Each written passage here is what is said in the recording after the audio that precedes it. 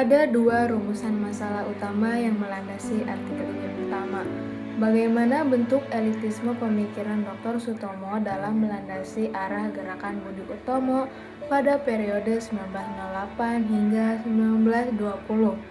Dan kedua, bagaimana dampak dari elitisme kelompok terdidik tersebut terhadap pola perkembangan serta polarisasi nasionalisme awal di Indonesia. Mari kita lihat konteks historisnya. Lahirnya kesadaran nasional di awal abad ke-20 adalah produk tidak sengaja dari politik etis Belanda di sektor edukasi. Kebijakan ini menciptakan stratifikasi baru, golongan intelektual bumi putra modern. Salah satu epicentrum utamanya adalah Stopia, Sekolah Kedokteran Jawa di Batavia. Di asrama yang sangat terisolasi secara kultural dan psikologis inilah Dr. Sutomo dan rekan-rekannya mengkristalkan gagasan untuk mendirikan organisasi modern pertama, Budi Utomo, pada 20 Mei 1908. Namun, latar belakang priai dan batai bias pendidikan Barat ini secara perlahan menciptakan jarak sosiologis yang nyata antara mahasiswa dengan rakyat jelata di luar tembok sekolah. Masuk ke analisis utama yang pertama. Dari mana akar elitisme ini berasal?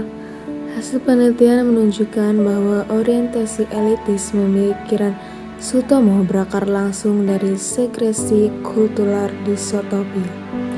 Melalui seleksi ketat berbasis privilege keturunan priai dan penggunaan bahasa Belanda, imajinasi kebangsaan Sutomo awal sebenarnya masih terbatas pada ruang lingkup kultur Jawa dan Madura.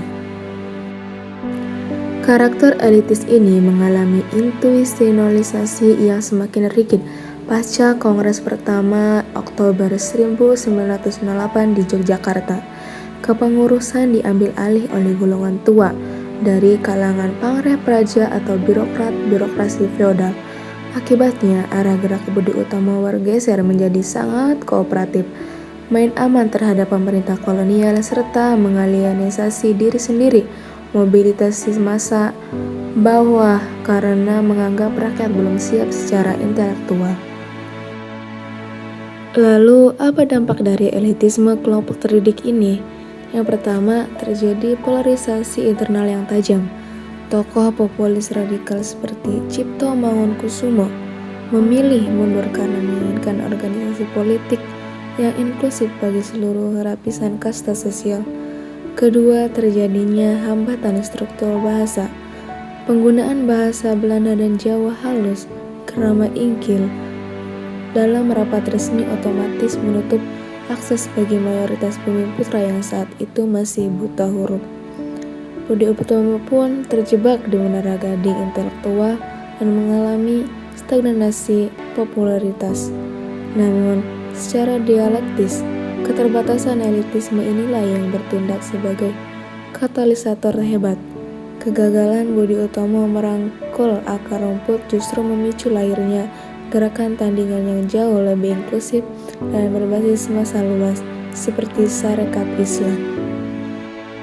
Sudut pandang kritis yang ditawarkan artikel ini adalah melihat elitisme awal bukan sebagai kegagalan politik teokratif, melainkan sebagai fase transisional atau stepping stone yang wajib dilalui dalam historiografi kita. Melalui rekonstruksi sejarah Republik Tiga Museum, sekat ekstremisme era 1908 hingga 1920 akhirnya dilebur oleh generasi pelajar baru pada peristiwa Sumpah Pemuda 1928 yang mengusung inklusivitas satu bangsa dan satu bahasa.